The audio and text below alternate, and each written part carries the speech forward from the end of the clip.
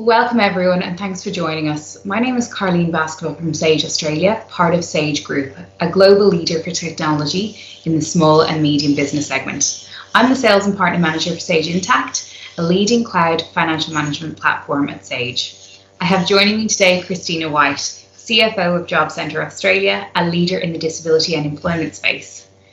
Kristina, maybe you could give us a few words about yourself. Hi, I am the Chief Financial Officer for Job Centre Australia, JCAL, working as part of the senior leadership team and leading and coordinating the finance function within the company. I'm a chartered accountant with over 20 years experience, gained both locally and across Europe. My previous position prior to joining JCAL was as Chief Financial Officer for a listed oil and gas company based in London with numerous international offices. Job Centre Australia is a company that specialises in empowering people of diversity to improve their circumstances through a range of training, support and employment opportunities. We believe that by creating meaningful employment for people of diversity, including those with a disability, we will elevate awareness, inclusion and the contribution of all people to local communities and economies. Recognising the significant value of individuals and cultural diversity, we partner with employers as our customers to recruit these valuable team members into their workforce. Such an exciting and meaningful organisation to work for, Kristina. So delighted to have you with us today. Maybe you could tell us a little bit about how your role has changed as a result of the pandemic. Has the role of the CFO been changing prior to that or more recently now? I think the evolution of the CFO has been changing prior to the pandemic. I think this evolution was accelerated by the challenges that companies have faced during the pandemic. Traditional CFO roles were focused on reporting, regulation, compliance and analysis. Now the CFO role is that of a strategic partner within the leadership team, leading the financial strategy to deliver the business outcomes. The skills of the traditional CFO, high numeracy, analytical capability, and the ability to interpret risks, return and value are a sound base to support that strategic partner role. In addition to those skills, to be an effective CFO in today's environment, you need to be comfortable with technology and automation, use the data that is available from this to be more actively involved in problem solving. In addition to those skills, to be an effective CFO in today's environment, you need to be comfortable with technology and automation. Use the data that is available from this to be more actively involved in problem solving, creative thinking and decision making, as all decisions will have some form of financial consequence within the organisation. Go beyond reporting the numbers to instead of communicating and interpreting the data and information available to assist both the leadership team and managers of business units to make informed decisions on this information. Increasingly, the CFO is an advisor to the business. These skills have become increasingly important in today's environment. It's really interesting that you mentioned this change in requirement. How did you approach business continuity planning and based on, I guess, this pandemic and your role changing prior to, but also throughout, the last couple of months, what role did technology play?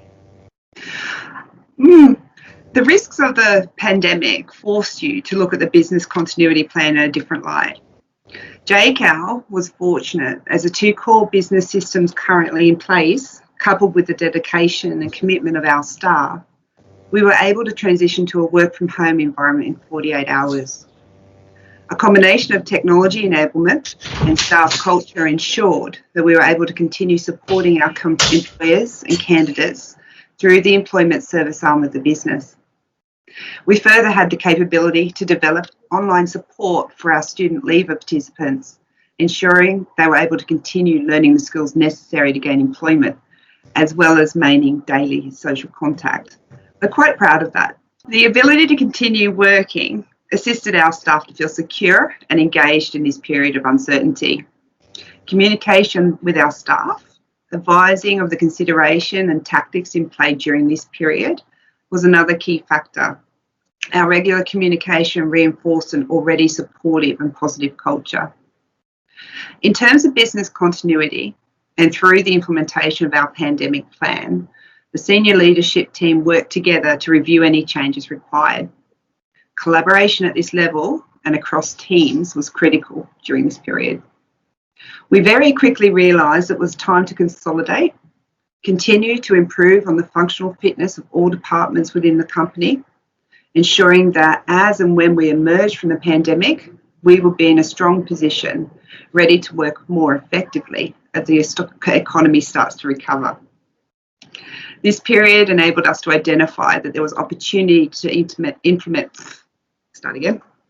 This period enabled us to identify that there was opportunity to implement change and challenge existing practices. The question, is there a way to improve process for efficiency or in more insightful data? It is a really, really good question. And I think that it's one that, a lot of people are continuing to ask more and more of.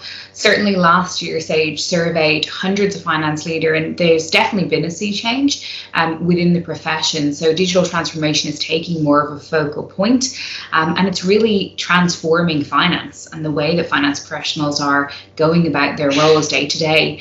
How do you see the power of technology changing the landscape for the next generation of finance leaders?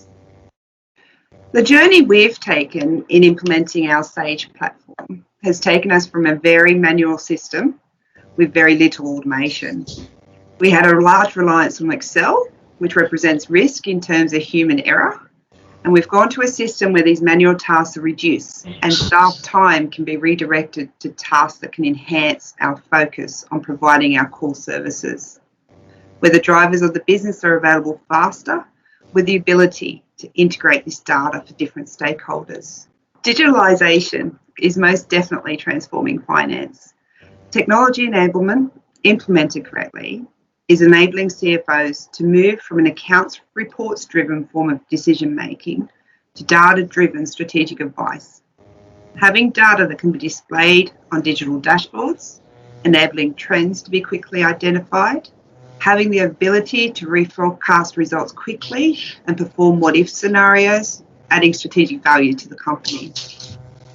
What is important is that this data is available quickly and accurately to reflect current conditions, to form the basis upon which decision-making can be relied. This period of systemic change occurring in the finance profession will form the base for the next generation of finance leaders. Further enhancement as technology advancement continues will only add value, efficiencies, and will highlight the market leaders who will gain a competitive advantage in adopting these changes. For the future finance leaders, the ability to adjust constantly to take advantage of any appropriate technology advances is a must. I couldn't agree more. And you mentioned that with regards to Job Centre Australia's journey, a part of that was actually being able to get access to the data, because once you have the data, whether it's through reports or dashboards, you can analyse trends and really, I guess, set the business up for key decisions that need to happen. What benefits were you looking to realise in the infrastructure? We're looking for the ability to analyse results faster, having access to real-time information so that we're in a sound position to make adjustments and focus efforts when and if needed and respond. Changes to our tech infrastructure also realise efficiencies in staff time, allowing, as I mentioned earlier, staff to be redirected towards more value-add tasks for the company. This in turn will increase staff satisfaction levels. For me personally, this represents an opportunity as an executive to be less operational, with the ability to provide greater focus on providing strategic value to the business. Lastly, and more importantly, recent changes to our infrastructure form a solid base from which the company can move forward to implement a strategic plan, allowing us to further assist our candidates, customers and participants to realise their potential and furthering our goal of enabling inclusivity and diversity in the community. Yeah, it's so important because ultimately, the community that you're servicing, and as you mentioned, your candidates and your clients, it's so important to be able to have that structure in place so that you can essentially do more good, which is ultimately, the role of Job Centre Australia and all of its employees. With regards to your digital transformation journey, is there anything that you do differently now? Project management and communication with staff and obtaining their engagement are the key elements here. Implementing a new platform requires a great deal of organisational time and planning. Effective management of the project ensures that the detail isn't missed in the effort of moving to the new platform. The ability to identify further improvements as implementation proceeds and adjust business processes in order to realise these improvements is also important. We engaged the assistance of Winterbell to assist us with this change, who not only played an integral part in delivering the platform, but also were able to contribute in identifying further improvements based on their broad experience in the industry. With regard to staff, not every employee within an organisation embraces change, especially when introducing new technology into their role. I'm especially grateful that the finance and operational teams within JCAL are embracing that change and are looking forward to realising the benefits this new platform will deliver. Key to that has been including the team on the journey. They realise that technology can have a significant and positive impact on their work life by reducing previously manual tasks, giving more time to focus on more productive activities. We're shortly to go live. At this point in time, there is nothing I would do different. However, once we're utilising the platform in a business as usual manner, there might be something that we'll see that we could have identified and integrated earlier.